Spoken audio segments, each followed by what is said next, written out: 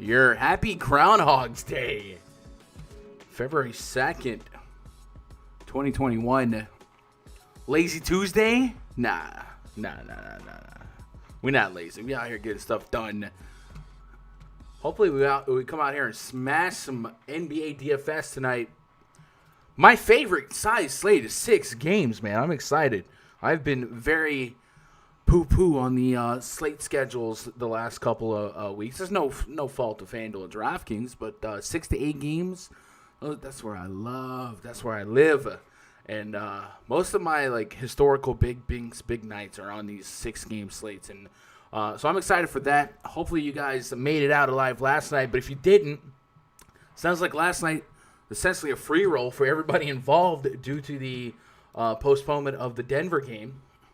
I know some of you guys I see you guys in chat discussing whether or not you got your refunds or whatever. Really sticky situation.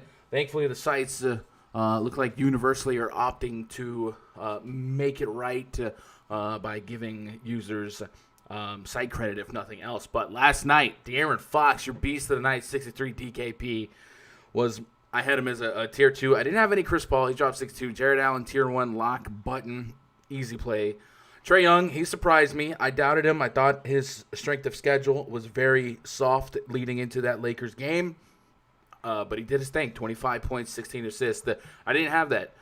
Julius Randle, a little kiss of that. Butler, a little kiss of that. I didn't have Luka. I had some LeBron. Malik Monk, I had a little bit of Malik Monk. Just a little bit, thinking that, all right, if LaMelo started, Malik Monk could come out and surprise us. I didn't expect 48, but I had a little bit of that.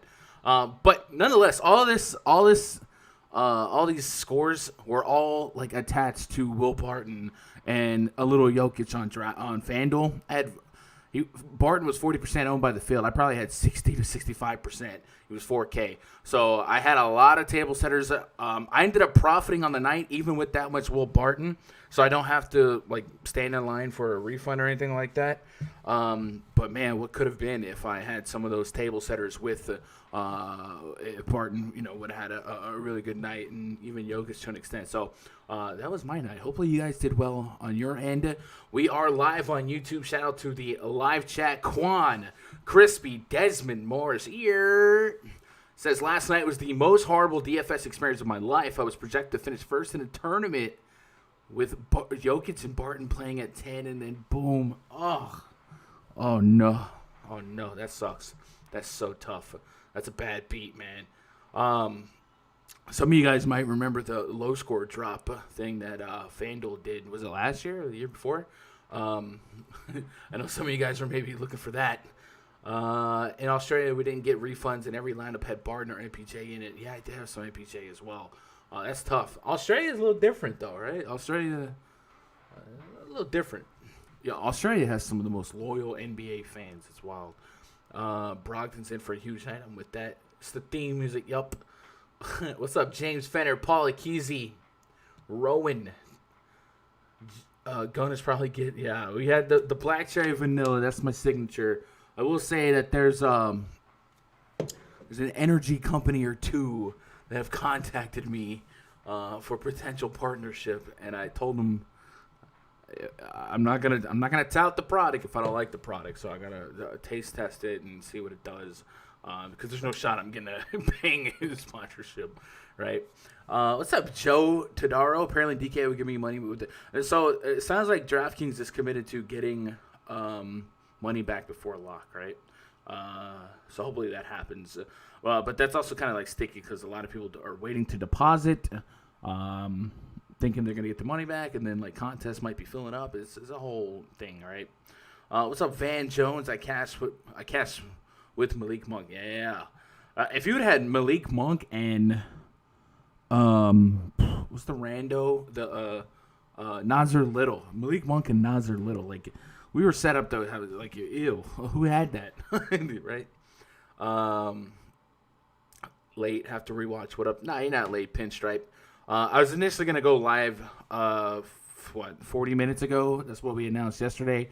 I had some errands to do. I had to go to the post office, stuff like that. So Figured 6-game slate. We'll be able to squeeze it in an hour, right?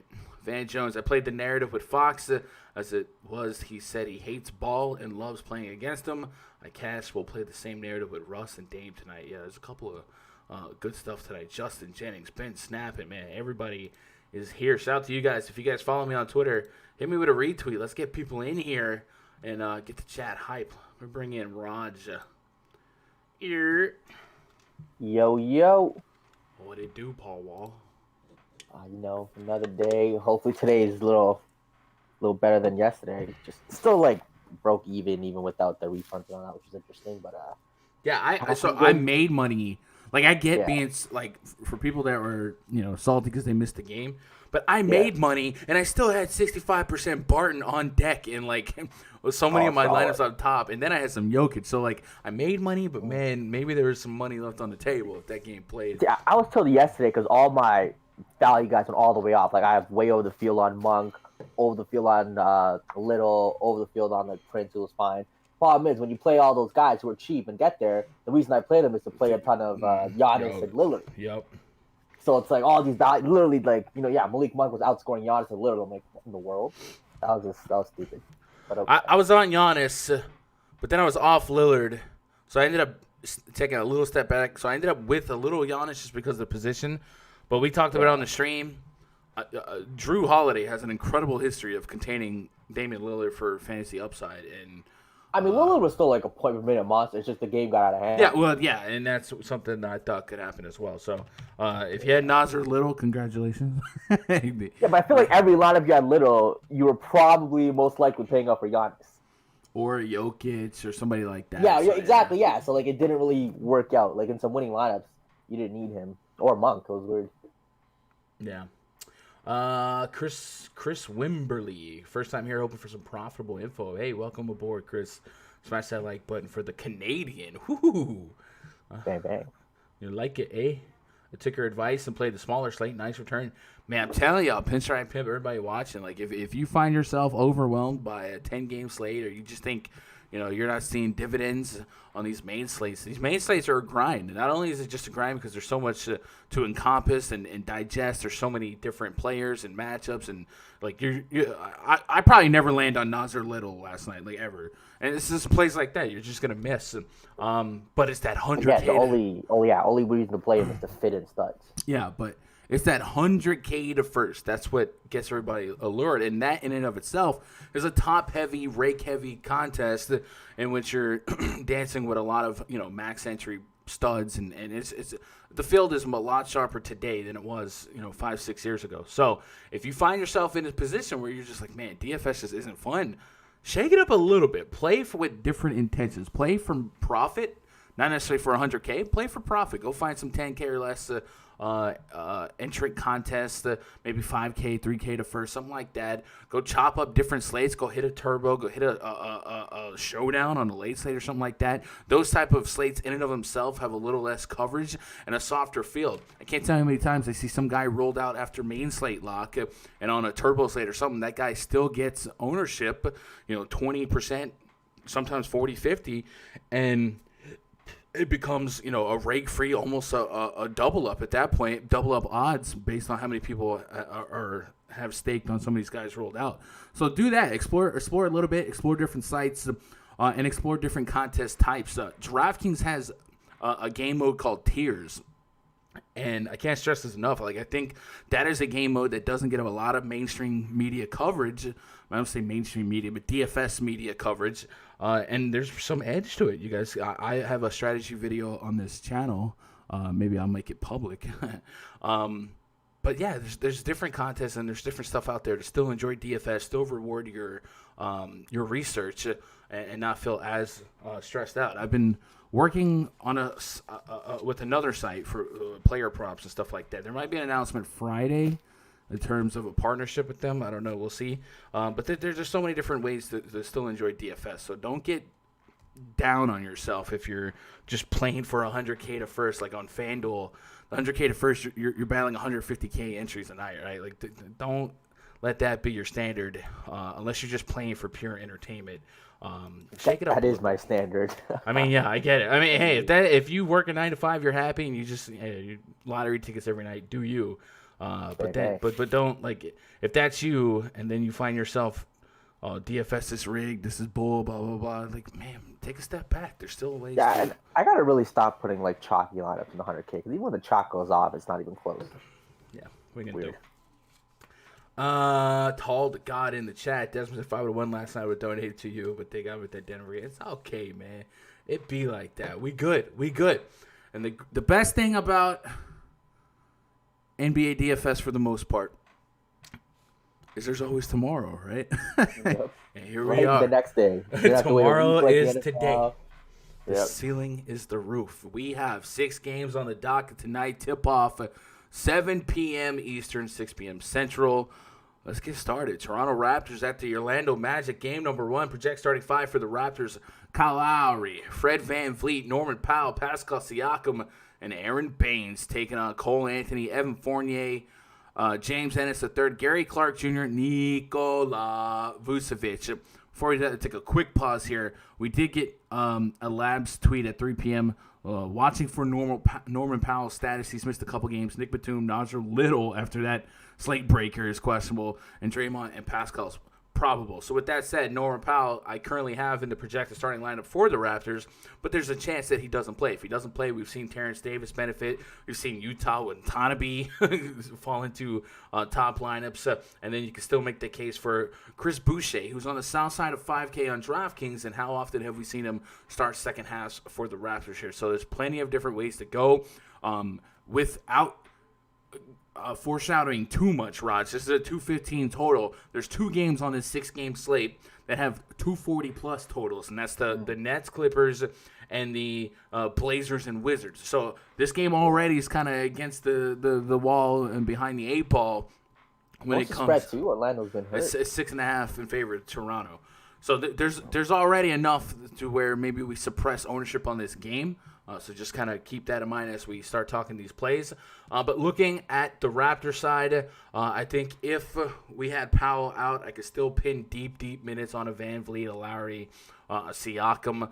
I certainly wouldn't push back on any of those plays. On the Magic side, this is going to be a game without Aaron Gordon. He's going to be out for quite a bit, and we've seen in years past, in games without Aaron Gordon, we expect heightened, elevated uses for Nikola Vucevic and Evan Fournier, and this is still a team without their point guards, Markelle Fultz, and no MCW guard minutes off the bench here. So Cole Anthony at 5K and 5,500 might have to pick up some slack. We don't really bank on James Ennis and Gary Clark to kind of replicate or even we call it WAR, wins above replacement, stats above replacement here. We're not expecting James Ennis and Gary Clark specifically to pick up the slack here for Gordon. So we kind of had to give it to Fournier, Cole, and Vucevic. So that in and of itself makes me like those players. If we go pull up the on-off court tool for the Orlando Magic and just kind of this season, we'll isolate this season, then maybe we'll look a little further back into last season. We'll take Aaron Gordon off the court. We'll take Markelle Fultz off the court. And then we'll put Vooch. I say we put Vooch and Fournier on and just kind of see what that spits back in terms of usage and fantasy points per minute production. So running that via the on-off court tool on Fantasy Labs, only 100 minutes of sample size, but we got a 32% usage rate for Vucevic at just under a point per minute, and Evan Fournier at 27%. 100 minutes is not a lot of sample size, but you look at the players available today, I mean, it seems very, very reasonable to suggest that these are the two that are going to have to be the catalyst to pick up the slack. Maybe, just maybe, Terrence Ross has to come in and surprise people in a revenge game. But typically, if I'm looking at elite levels of usage, I mean, we're talking 28% or greater. I'm getting 2 players right now that are giving me those numbers at reasonable prices. $8,200 for Vooch with a 32% usage rate. With that. Yeah, and I know the Raptors matchup still feels a little tough. But definitely defensively, they've taken a step backwards. No Anunoby, no Kawhi, no Serge Ibaka, no Marc Gasol, guys like that. So it's still a matchup that I'm not running from. If we go look at the team DVP chart in the RunDFS.com VIP spreadsheet, the Toronto Raptors are... Man, where are we at? Toronto Raptors are a little below league average in terms of fantasy points allowed, and I'm willing to bank on usage. 8,200 is awfully gosh dang cheap for Vooch here. If he's going to get 35 minutes of competitive basketball with that type of responsibility, I know, like I said, there's 240. There's a pair of 240 totals. Does Vooch get lost in the sauce with people trying to jam in Kyrie and Harden, Kawhi, Leonard, Paul George, guys like that? Where are you at on Vooch here? I'm gonna be high. At the center spot on FanDuel, it's gonna be Vooch and Enes Kanter for me. Just though, it might just be those two guys going back and forth. On DraftKings center retail spot, a great spot for Vooch. I think kind of full stack this Orlando team: Fournier, Vooch, and I think Cole Anthony or Terrence Ross.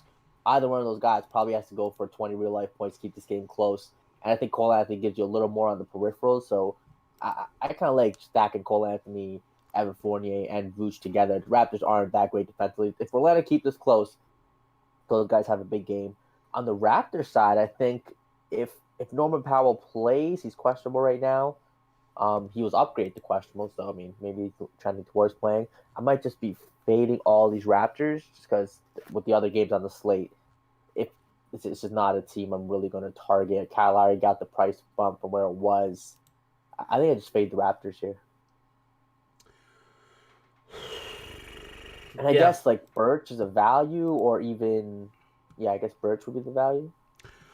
Ken Birch, Gary Clark, James Ennis, they're all probably profile well. It kind of feels like a Jackson Hayes spot from yesterday where we put some minutes on them. They should be able to be a solid value, but do we have a high level of confidence? Maybe not. I do have Birch at 4,500, 4,200 on both sides. I got him about 25, 26 minutes. It's a little over 20 fantasy points. So, yeah, I guess by definition, he's profiling as a value. Don't have the warmer fuzzies. What is going on with the curious case of Chris Boucher? This dude. I got him in fantasies. You would think that without Anunoby, right? Without Powell, without freaking Alex Len, right? Like, there's so many reasons to expect more than 18 minutes for a guy that earlier this season had been playing, almost a six-man role in terms of minutes played. What is going on? I have behind the scenes. Like, there's a game, I think, where he just got benched, or I don't know, probably a locker room situation. There's something, because it makes no sense. He got a contract. He's young. Yeah. It's just something. In the last game, this is a kind of it's a back-to-back in terms of facing the same team 2 times in a row. 18 minutes against Orlando in the last game. No fouls, by the way, 14 fantasy points. And as we creep on the south side of 5K, you just feel like there is so much potential in that price point for a guy who literally could, be a 1.5, 1.8, 2x fantasy point per minute type of guy. And to see a 4 in to start his price point, man, on DraftKings, I'd be a little bit curious. I can't imagine I wouldn't have 0 just in case, right? Just in case the Siakam foul trouble or something like that. I'd probably be a buyer. Looking at the live chat, what are you guys doing with this game? Orlando Magic, Toronto Raptors. Lowry's not a 6K player anymore. Van Vliet's still a guy I got pegged for deep minutes. But again, versus the rest of the slate, we're probably expecting this to be one of the slowest paced games. We got a 98.6 possessions per game pace on the Magic, and the Raptors are under 100 as well. So we can't really expect much juice in terms of real life scoring. I think I'm still willing to just go crazy with Vooch here, and I do like Fournier to an extent, but at the 6K range, I feel like the median range of outcome is probably in the 30s, right? So that's what we need at his price point. So I'm not going to go bullish here, but I do think there's a case for Vucevic to drop over 50 fantasy points. And while chat lets me know what they're doing with this game, I'm going to do some stat music. Vucevic DKP, let's go DKP by game log without Aaron Gordon. Let's go last 10 games. Get a picture painted.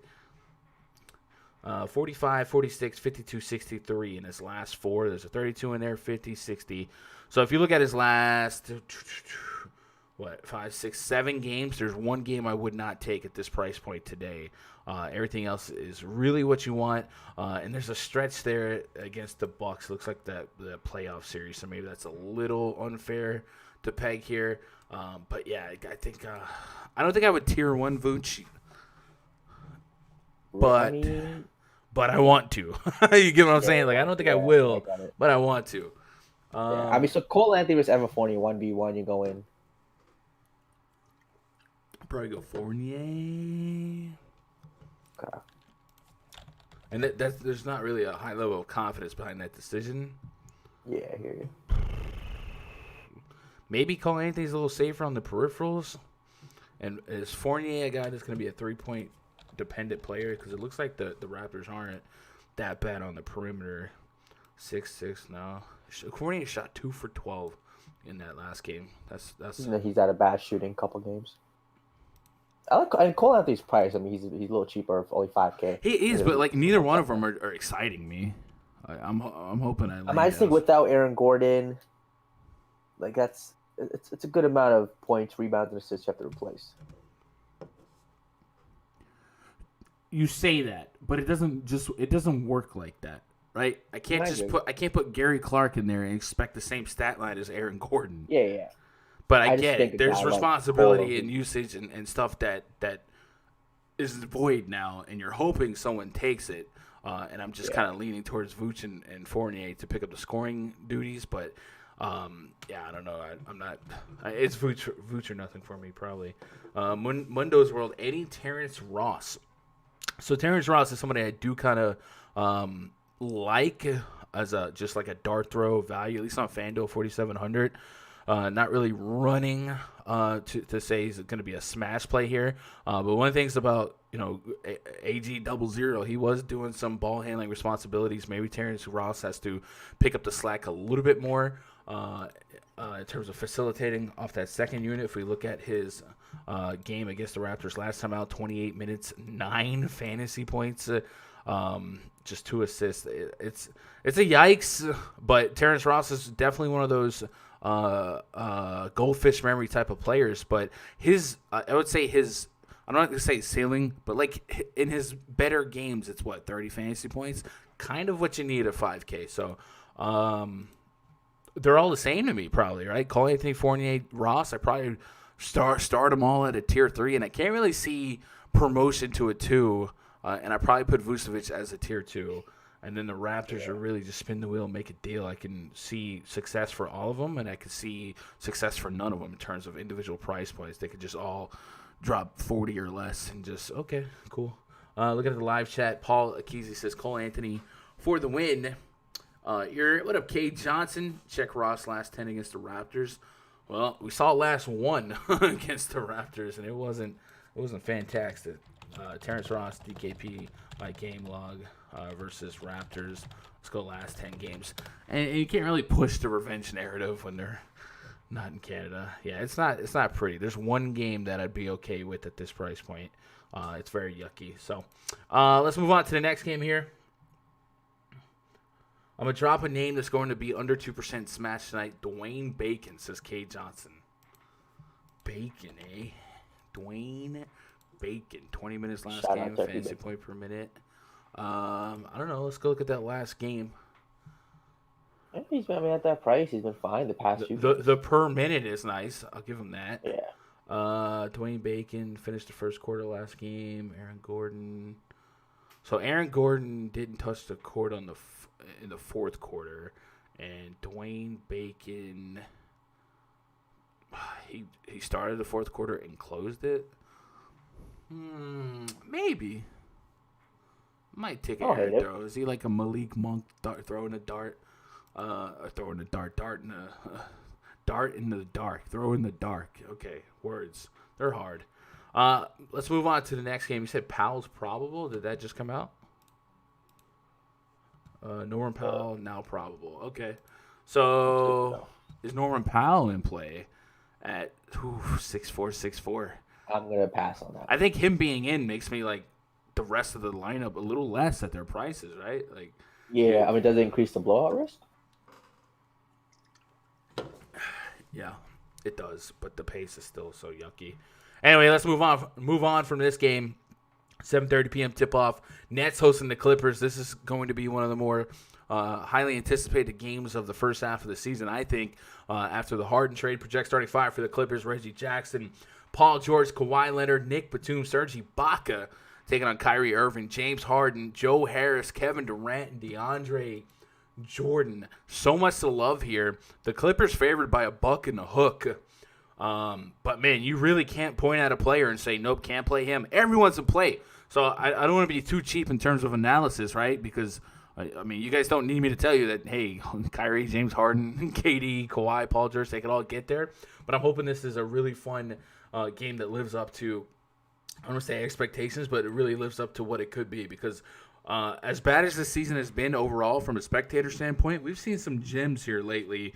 A couple games going down to the wire, and I'm hoping this is one of those games because, plausibly, this could be a finals preview, and I'm excited to see these type of players go against each other. Serge Ibaka is the first name that just kind of sticks out to me, right? It's chalky. It's not to say it's chalky, but it's basic to go after PG and Kawhi and all that. But where are the gems here? Is Serge Ibaka that guy for me? Historically, I do like Ibaka in pace-up spots. If you guys have been watching my podcast for years, you know that's just kind of my little nuggets. I love Ibaka against fast-paced matchups where the scoring is high and it's track meet. I think Ibaka has a little meat on the bone here, 6'4", 6K. I'm hoping for that 40-plus fantasy point game. I only got him about 27 minutes projected, but that's fine. I'm willing to take a shot here of him being over a point per minute production. So I like him quite a bit. If I look at the last couple centers against the Brooklyn Nets, Al Horford in 24 minutes in this matchup, 37.5 fantasy points. Bam Adebayo dropped a smooth 50 and 36. Clint Capella just 26 and 30.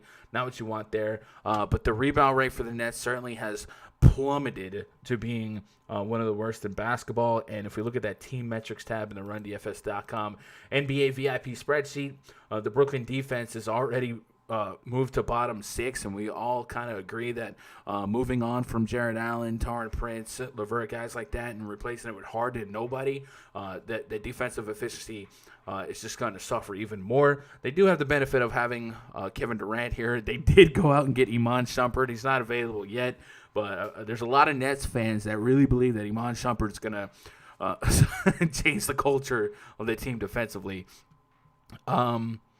But past Kyrie, James Harden, Durant, like maybe there's a FanDuel case for Joe Harris. We've seen him be a guy that benefits from some more open looks on this squad. And yeah, so those are my supplementary plays. I guess we have to just kind of rank the studs in this game, though. Starting with the Clippers, at 9K, essentially, if I put Paul George and Kawhi together, it's going to cost me, 18-1?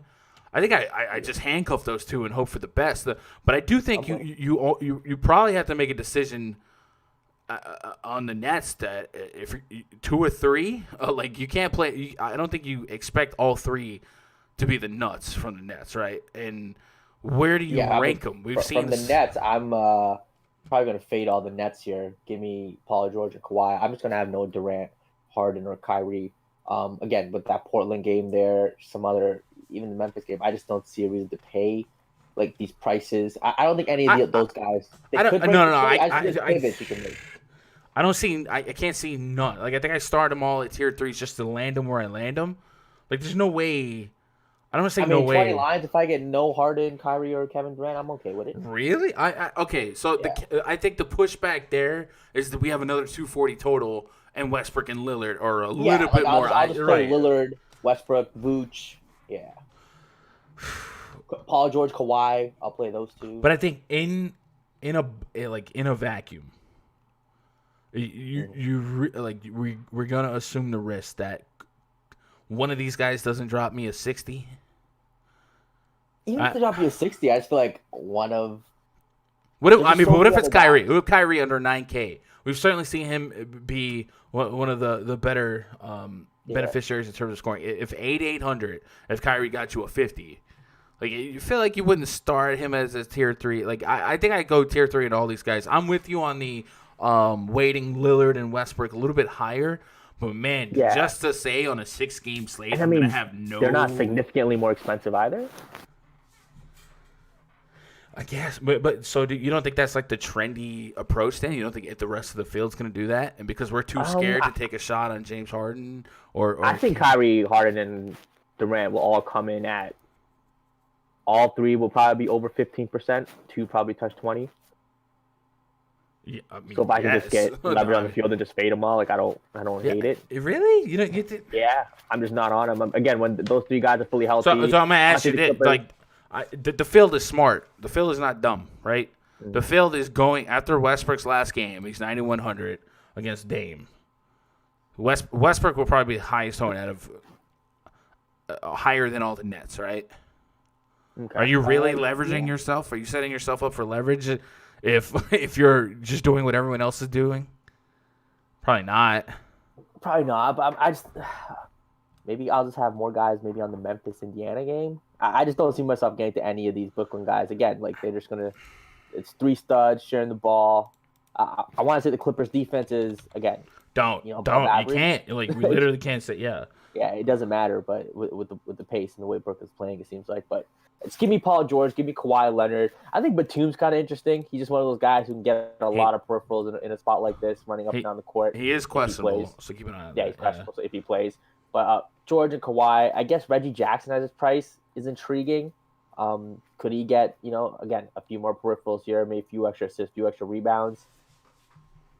At his price, I think there's some upside there. But Paul George, Kawhi, you mentioned Serge Ibaka at the power forward spot, 6,400 I like. Zubac probably not going to get to just because of the center position. Yeah.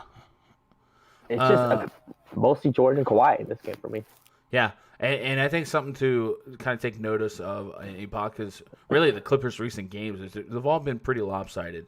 So I'm hoping to get longer minutes out of Ibaka, 24 and 23 in 20-point games last couple games.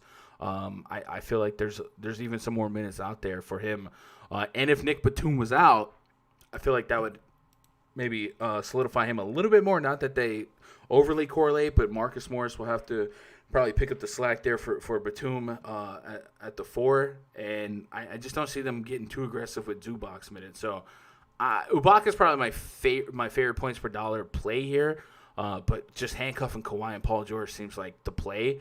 And then I look at that Westbrook price point, and I'm like, man, I love that too. So I wonder how difficult it will be to maybe get all three in a lineup, Kawhi, PG, and Westbrook today.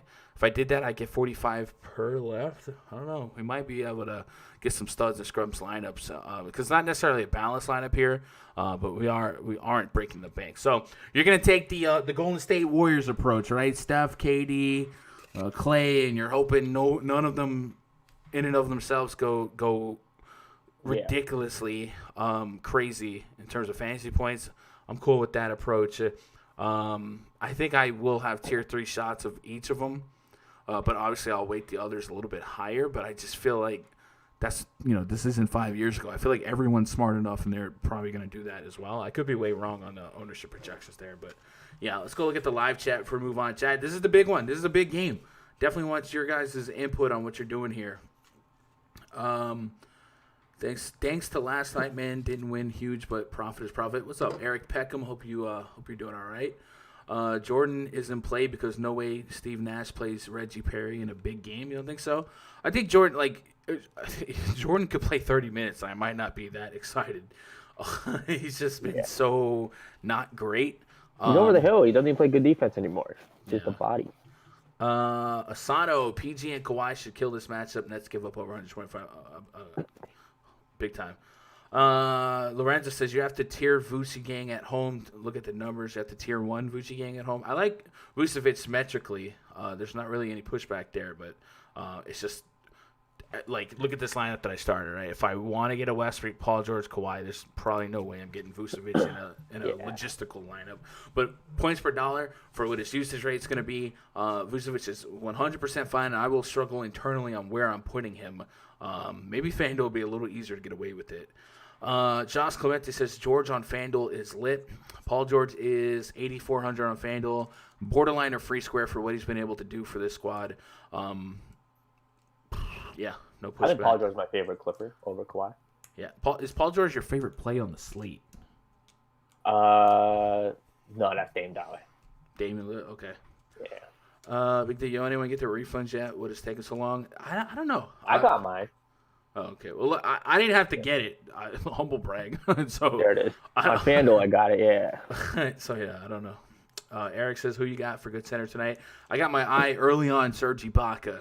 I love him historically in fast-paced matchups, and the Brooklyn Nets have just been a really strong spot for opposing centers. Their rebound rates plummeting, and one thing I want to check on here is points in the paint allowed per game. Brooklyn Nets are giving up the third most points in the paint per game in the entire league, behind the Timberwolves and Sacramento Kings. So let that sink in. So it's an elite spot for Ibaka, and I'm hoping the pace will create some more hustle peripherals that I've seen him really benefit in years past. Jared Bell, George, Kawhi, and Ibaka are what I'm looking at. Yeah, you can three-man stack the Clippers here. I'm with that. James says Jeff Green plays the 5-down stretch. Good matchup against the Clippers. Jeff Green did have a super solid fantasy output that last game. I think it was a tournament nuts, 43 fantasy points. He's given us 24 plus in 3 straight games. But that Washington game was without. It was without Harden. I mean, his upside is capped. When one of those guys are out, he seems like him and Joe Harris are kind of like the third and fourth piece to really kind of do things on the court, get you a bunch of fantasy points. But when those 3 are all in, it's you're just kind of gambling, flipping a coin. Then I'd probably still take a chance, just in case they go small here and put play Green at the 5. I still take a chance, but definitely want to. Whenever really anyone that's not Kyrie, Harden, KD, there's been a couple games since the trade where there's several people that are there's one of the big 3 out. We've seen Harden out, we've seen KD out. So kind of looking for that. I think we saw Kyrie out to start the trade. So there is a lot of context to be put to games individually, right? Mo Bamba breaks the slate. I got okay. PG-13. Is Mo Bamba activated? Is he getting minutes? Is he a real thing? 3 minutes against Toronto. Cole isn't listed on injury report. I mean, I'm rooting for Mo Bamba too, but I would like to see him be actually part of the rotation. And he might be without Aaron Gordon. I could see it.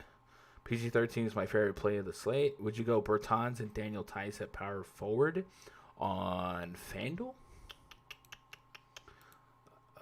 Quick look ahead. Bertans. So I definitely like the thought of Bertans in that matchup. I know they had been babying his minutes, but he did push 30 minutes. He's been struggling, it looks like. I'm willing to gamble on him getting there before and getting that big game before the field does. But I don't know. There's definitely no confidence in that. I would also keep an eye on Marcus Morris if Nick Batum is out, just soaking up some minutes in a positive spot. Don't hate that call. Yeah, Boucher, Blake Griffin's pretty cheap down here. Xavier Tillman, yeah.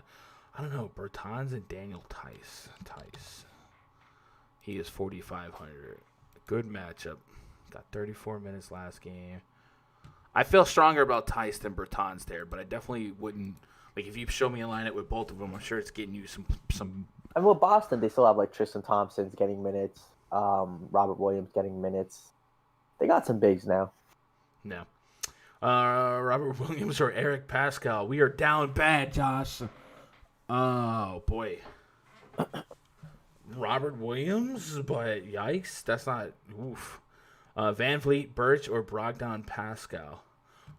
Man, why are we... I do like Brogdon in tournaments. I think he's going to get really overlooked today.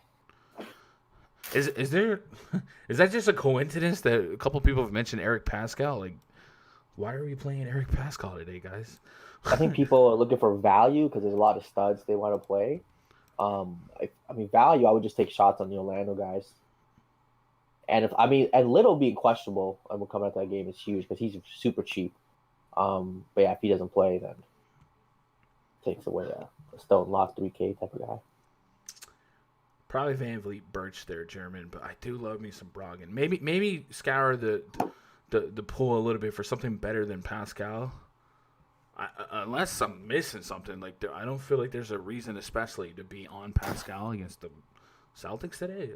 Like Pascal could play 35 minutes and still be a bad play here. I don't know if I'm with that when Wiseman's out. I still think, like, Jesus H, we've seen Pascal be so bad. So bad. Maybe Kevon Looney? Man, I guess I understand why you guys why we're putting minutes there. What do I got on Pascal? I've got him at 22 minutes for 20 fantasy points. We're just looking for a bare bones shot at 20 plus. Man, like it could just be Jackson Hayes all over again. Like I don't know, guy. Like Pascal literally started the season, right? Remember that game where he was the uber chalk and he just was so bad. Yeah, I mean, I'd probably rather play Kevon Looney over Pascal, but yeah. Yeah. Wagner at power forward. I do like Mo Wagner if we put some minutes on him. But remember, was it Rolo got ejected? We'll look at that game in a second and put some context on that one. Because Green is questionable. I thought Draymond and Pascal were probable. Did I see that wrong? I'm pretty sure I saw they were both probable. Draymond. Yeah, check that. Came out as probable for Tuesday. Yeah. So I don't know. I don't know. We'll talk about that game here in a moment. Wiseman's out. Green has Q-Tech. They both had Q-Tech, but they're probable. All right, let's move on to the next game here. Memphis Grizzlies at the Indiana Pacers. Grizzlies night 2 of a back-to-back. Project starting 5 for the Grizzlies. John Morant, Dylan Brooks, Kyle. The Andersons got tickets to the game. How'd they get tickets? Brandon Clark, Xavier Tillman taking on Malcolm Brogdon, Jeremy Lamb, Justin Holiday, Domantas Sabonis, and Miles Turner. We got a 221 total 4.5 point spread favor of the Indiana Pacers. The Grizzlies are coming off 2 games against the Spurs. And in both of those games, Raj, I was like, give me Ja Morant. Oh, I was with you. I mean, I was all in. And he was popping, right? Like in both of those games, he was well on his way to being the best play on the slate. But the freaking Spurs, man, they couldn't hang in there. 22 minutes last night, 31 fantasy points in those 22 minutes. It's a laugher. They win by 30. And then the first game, San Antonio was favored, by the way, by like 2 or 3 points. So back-to-back, just strong games for the Grizzlies. And I guess you could say the benefit here is Morant gets cheaper. And if this team can stay competitive, his minutes should be 34, 35 minutes. So maybe the field forgets Morant's existence, right? And I definitely think the way of the world today is to go get your Damian Lillards, your Westbrooks, all the high-end, your Kyrie, stuff like that. And I'm hoping John Morant could be the keys to a tournament for me if they keep this game competitive. The Pacers favored here by 4.5, but what does that mean against this Grizzlies team right now? So 7,500, that kind of sticks out to me. On FanDuel, he's close to 8K. You know, I do think like one of his better games here against this team would probably be like the 40s, but maybe he just scraps it out and pushes us to that 50 fantasy point threshold. Everyone else other than Brandon Clark, I got projected for under 30 minutes, so I don't really get to like the high warm and fuzzies. I think Desmond Bane's one of those stocking stuffers. Does he get hot from 3? Gorgie Zhang, I don't really think I pushed the issue there. I got him for 20 minutes, but we've seen him be 2x fantasy point per minute. And then DeAnthony Melton's a little interesting, but I don't. Some days we don't want to give up a center spot. We almost don't want to give up a point guard spot today, or even a guard spot with some of the juice that's on the board today on both sides. So I think John Morant's he's tugging at me, and Brandon Clark as maybe a power forward spot, shot in the dark for 30, 40 fantasy points. But I might be down on some Grizzlies here. And then we look at the Pacers. Malcolm Brogdon on the south side of 8K. There's no way Malcolm Brogdon's the homie, dog. I just play him at 8K or less, and I don't even think twice about it. Minutes are deep for him. I mean, he's like my rebuttal for like Van Vliet and Lowry on Slate to Slate. If he's gonna be the same price, I'd probably go Brogdon just because I'm maybe a little bit more keen to him. Brogdon, John Morant, you play those two guys like on FanDuel, you're just way different from the field. Yeah. No, wait, yeah, no, and it's like you're different, but you're not dumb different, right? It's like they logistically make sense in and of themselves. So, and points per dollar, they could be better plays than Lillard and Yeah, And, and raw points are going to matter on Yeah. on a 6-gamer, but I'm in agreement with that game theory. They're probably underpriced for what their minutes and upside can be if this game stays competitive. There's still probably a backdoor chance that the Grizzlies fall flat, but I mean the Grizzlies are coming off of how long of rest, and it's showing in the last 2 games. What's Indiana against point guards? In terms of DVP, let's go sort most. Indiana is top half here at 45, but John Morant, his usage without Jonas Valanciunas is going to be elevated as it is. So I'm willing to bank on usage here. And then Domantas Sabonis, outside of 9K. He's been a 9+ K player, 50+ fantasy points. Grizzlies front court. Without J-Val, just his responsibility as it is. I don't mind handcuffing Brogdon and Sabonis, and like I said, for game theory's sakes, like the chalk is the chalk for a reason. But there's still ranges of outcomes where you can get 100+ fantasy points out of Brogdon and Sabonis, so I wouldn't forget that. I would also say look at how small this Grizzlies team comes out now, especially without Jonas Valanciunas. And one of the stats I like to look at when Miles Turner is on the board is blocks allowed per game. The Memphis Grizzlies are tied for giving up the most blocks per game in the league. That could be a thing because Miles Turner, if you look at Miles Turner on the season, he's averaging almost 4 blocks per game, and we've seen some monster games from him, especially for like FanDuel's sake, where he's got 5+ blocks, 5 blocks against Charlotte, 6 blocks against Toronto, 6 blocks against Golden State. So if you're already a team that struggles at giving up blocks to opposing bigs, Turner could be in for a big night, and this is probably more so a FanDuel statistic just because of it being worth 3 points over there. So something to kind of put in the back burner there. So several plays here. What do you end up doing? Kyle Anderson is the guy I don't think you mentioned. He's a little interesting. Like points per minute, he's been destroying lately. The minutes haven't been there just because, again, the games have been kind of blown out, gotten out of hand. But he plays 30 minutes, past couple games in San Antonio, really kind of doing it all, points, rebounds, assists. So give me some Kyle Anderson at the small forward position. Small forward spot isn't, I wouldn't say it's the strongest. I mean, you have the guys you're going to pay up for, but in the mid tier, I like Kyle Anderson. So give me some of him. Give me John Morant. You mentioned Brogdon and Sabonis. Like, Sabonis is going to get overlooked too. Again, it's the triple. I think triple-double spot. No Jonas. Like, who's going to guard Sabonis? Seems like it could be a spot for him. So give me some of him. Even Brandon Clark, the way he's been playing. Again, no J-Val. Taking more of a scoring load. This game's an interesting game stack. It is. Like, it still feels like scrappy, and like even it could be one of those spots where even if we get the 40-50s from Ja and Brogdon, maybe those 240 games just go bananas. But yeah, I definitely think there's some gems here in and of themselves. Looking at last night's game, DeAnthony Melton, looks like the mop-up closeout crew was DeAnthony Melton, Gorgie Zhang, Tyus Jones, Desmond Bane, and John Concher. And John Morant played. Jag has been giving tournament-winning games the past couple games. I mean, I'm not going to play him, but it's annoying. I mean, but like I say, he's closing out in lopsided games, but at the same time, 6. So 11 price him minutes up a little first bit, so it's half, not as worrisome. But man, I'm wondering if I put him at 25 minutes, just they might need his size in this matchup versus the Tillman, who's a little smaller.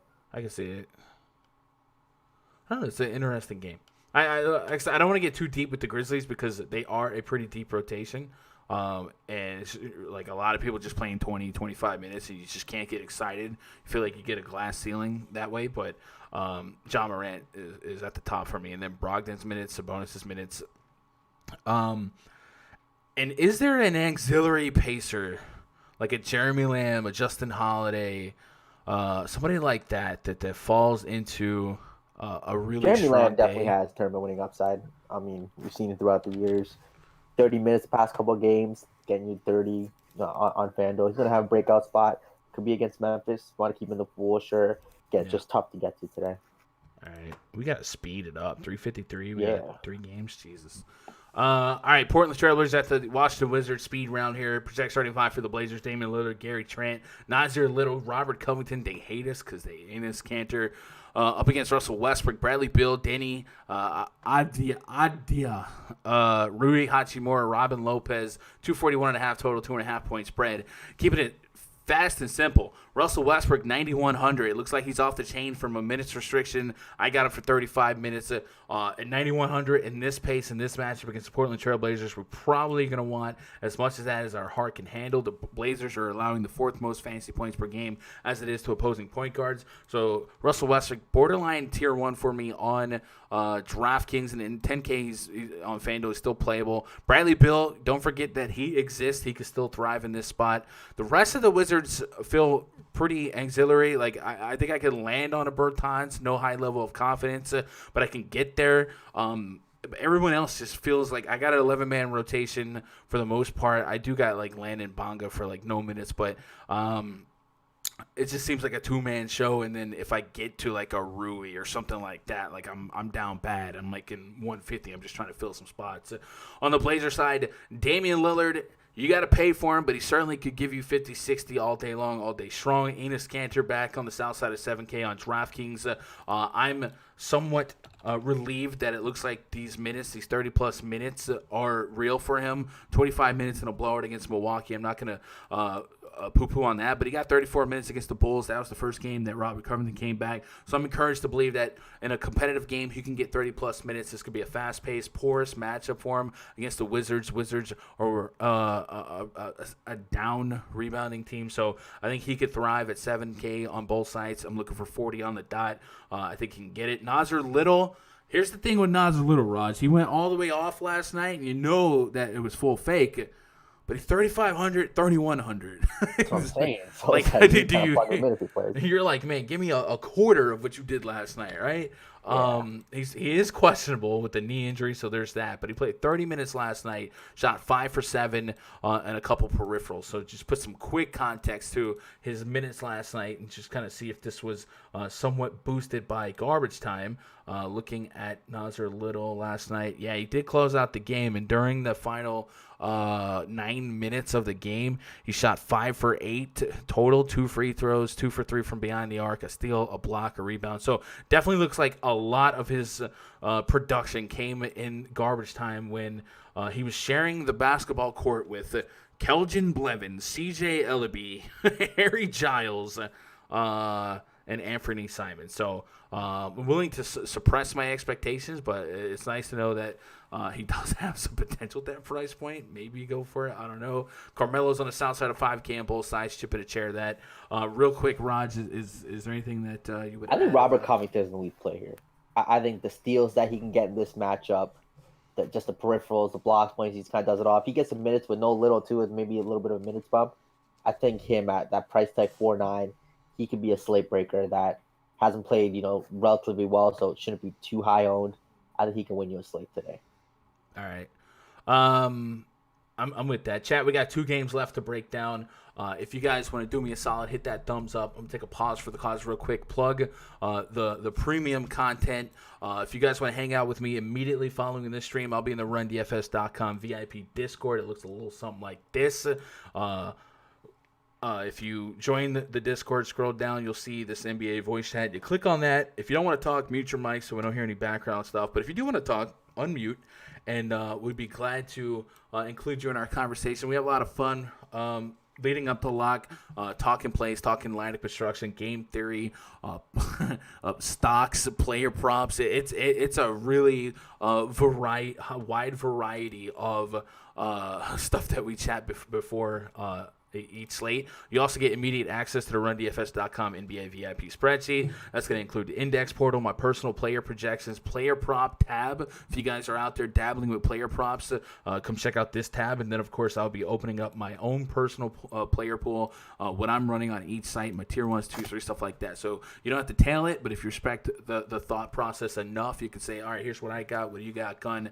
Let's meet in the middle. And that's cool. So I would love for you guys to come be part of the premium premium community. Go to rundfs.com, make yourself an account, click VIP passes, try a week pass. I put it out there yesterday. If you guys are interested in the All-Star to All-Star break pass, which is the NBA All-Star break to the baseball All-Star break, if you got that pass now, it would just include everything for free. But if you just wanted to, if you want to try a week pass, if you've never been a Viper before, you want to try a week pass and then decide you want to do the All-Star thing, I'll go ahead and apply the week pass towards your All-Star break, so it would be $30 cheaper. Anyway, back to our regularly scheduled programming.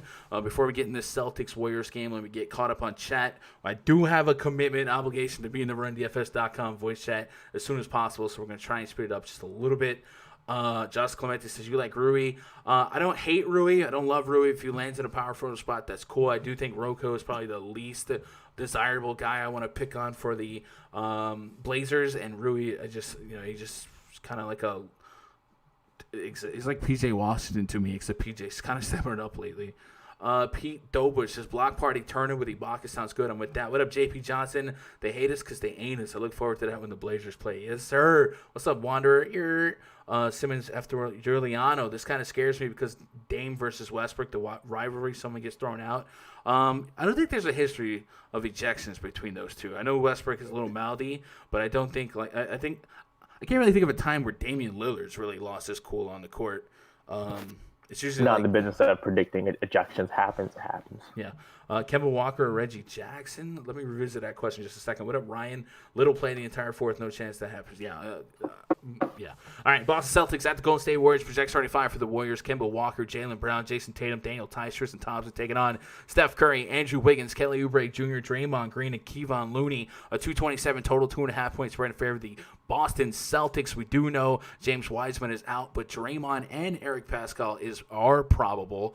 So there is some trendy love for Pascal, but I'm not really pushing the issue there because I do think Juan Toscano Anderson still exists. We've seen them use him before. So I don't know if this Pascal stuff is a bubble, if it's a coincidence or whatever, why there's some hype on it, but I'm probably going to be the low man on that. Just looking at this game in general, 227 total, one of our medium totals, and I think the prices here are somewhat no man's land. Like Steph Curry is right there in the middle for me of Brogdon and John Morant, which we've discussed could have upside of their price points. And then you got the Dames and the Westbrooks. I mean, Curry could be one of those obvious plays in retrospects if this game stayed somewhat close. But I kind of trust Brad Stevens enough to maybe limit his upside. And I say that. Let's see what Steph Curry has done against Celtics. DKP by game log versus Celtics. Let's go last 10 games. Curry has a 69 and a 68, and everything else is 50 or less. And maybe it's not fair to look at like last season as a whole, but yeah, it's a very varied range of outcomes. So if I don't have any Warriors, I love the thought of a late night hammer, but if I don't have any Warriors, I don't feel like I'm missing out. I think you can make individual cases at each price point. Like Steph Curry obviously has meat on the bone at this price point. Wiggins and Oubre, sure, they can get 30, right? Draymond, I just haven't been there on Draymond. I guess Looney's really, really cheap if we put him to be a trickle-down benefactor of no Wiseman. But I could really see myself, being down or out on the Warriors. And then the Celtics, this 2.5 point spread has me scratching my head. I guess the Warriors have definitely been playing a lot better, but I do wonder if the Celtics team is strong enough to maybe put them away early. Tatum at 8.6, I feel like I can get behind. Even Jaylen Brown at 7.8, but I couldn't put them higher than a tier 3 just because Paul George is not that much more expensive, right, than Jaylen Brown or something like that. So I don't see myself getting crazy. With Celtic exposure either. Kemba Walker, I think, is a unique discussion at 57, 67, but it does look like they're kind of being trepidatious with what they're allowing him to play or how long they're allowing him to play, and now we're seeing Jaylen and Tatum take steps forward in terms of production. He shot 1 for 12 against the Lakers, 19 fantasy points. 67, I'd love to start off at 35 fantasy points and work up from there. Matchup's fine. Maybe without Marcus Smart in the mix, we start pressuring a few more minutes for Kemba Walker, right? But $5,700 for Kemba Walker feels so cheap, but and on FanDuel, if he overperformed and if Kemba dropped, 38? Like, would I still want or need the Westbrooks or the Dames? You know what I'm saying? It like, depends, yeah. With the raw points. If they go for 70, you need them. If they go for 50, you're cool. Right. So without Marcus Smart, we can potentially trickle down these minutes elsewhere. I like the thought of Daniel Tice on FanDuel at 4,500. I think that there's some meat on the bone at that price. You can make a case for Thompson. Again, he's, no warm and fuzzies there, but at 38, 39, could I see 25 fantasy points if he was picking it up? The Warriors don't have a great rebound rate as it is, and TT is a guy that can maybe hit value here with 10 rebounds. Like, that's not a asinine projection if he did get 20 plus minutes. What do you do with the Celtics? Is Marcus Smart moving the needle for anything? Like, Marcus Smart's usage is not really something I care about. I do gotta at least understand and digest that you're losing a good defender, so maybe games do stay closer than they should, and then you're losing 30 to 35, 36 minutes. So I do think it does have an impact on the game, but I don't feel like it's going to seesaw the usage much. But if I get in a couple extra minutes here and there, I probably have to take second looks at players. What are you doing with this game? I'm fading everyone except Kevon Looney, and that's just a price play to get some more studs in. I just don't see a need to get to guys like Jaylen Brown, Tatum, even Curry today. I mean, could Curry outscore one of Lillard, Harden, Westbrook, mostly those guys? Sure, but I just don't see him outscoring all of them. And at that price, Boston, I mean, you said they do lose Marcus Smart, but I still think they're a good defensive team overall. Their pace is not that high. I mean, they're scrappy teams. I don't expect this game to be a shootout by any means. So fade everyone except Looney to get him more studs. I don't hate Daniel Tice on FanDuel. I don't think this is a bad. He's 4,500. I'm just looking for chip in a chair value. Yeah, that's fine. Yeah. 20. Look at that. 27, 44, 37. Like, he might be a core value for me if I'm being honest. 45. Daniel Tice versus I guess Kem Birch or versus a Covington. I think you tell me Daniel Tice is 25 minutes versus Covington's 30 and Kem Birch is 35. I probably am going Daniel Tice here. And the game where he only played 12 minutes, 4 fouls against the Spurs. And like I said, with this Marcus Smart absence, they might stretch Tatum out to the 3 a little bit more, right? And it just could be more front court minutes.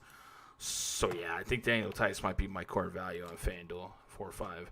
And it gives me a little late-night hammer without feeling like I'm investing in some risky plays. So, I don't know. Catch up on chat real quick before we get to the main event.